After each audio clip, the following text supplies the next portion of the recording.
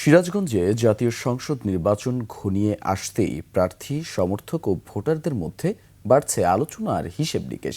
এ জেলার ৬টি আসনেই প্রতিদ্বন্দ্বিতা করবে বিএনপি, তবে পিছিয়ে নেই অন্যরাও। এদিকে উন্নয়ন ও জনকল্যাণকে প্রাধান্য দিয়ে যোগ্য প্রার্থী বাছাইয়ের কথাই বলছেন ভোটাররা। প্রতিনিধি স্বপন মির্জার তথ্য ছবিতে থাকছে ডেস্ক রিপোর্ট।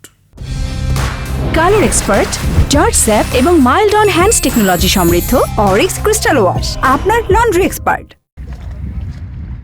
কৃষি, তাঁত ও গো শিল্প সমৃদ্ধ সিরাজগঞ্জ জেলা। এ জেলার উন্নয়ন ভাবনা ঘিরেই এখন ব্যস্ত প্রার্থী ও তাদের সমর্থকেরা। নির্বাচনী প্রচার, প্রতিশ্রুতি আর পাল্টাপাল্টি বক্তব্যে সরগরম পুরো এলাকা। সিরাজগঞ্জে মোট ভোটার প্রায় ২৬,৬৭,০০০।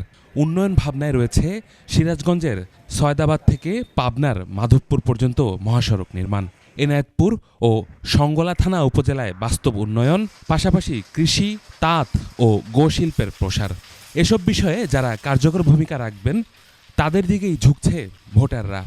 এখন আমরা চাই দেশে সুস্থ একটা নির্বাচন হোক, আমরা স্বতঃস্ফূর্তভাবে আমরা ভোট দিতে জানি পারি। আমাদের যে যোগ্য নেতৃত্ব আসবে সে যেন আমাদের এই তাঁত শিল্পটাকে সমৃদ্ধ করার জন্য পদক্ষেপ নেয়।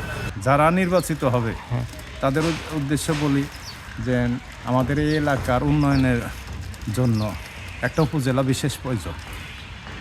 এই 4 ইউনিয়ন আছে, এনায়েতপুর থানাটা এনায়েতপুর উপজেলা করার জন্য জোরালো দাবি জানাচ্ছি। নির্বাচনী প্রক্রিয়ায় ৬টি আসনে এবার ৪৫ জন প্রার্থী মনোনয়নপত্র দাখিল করে।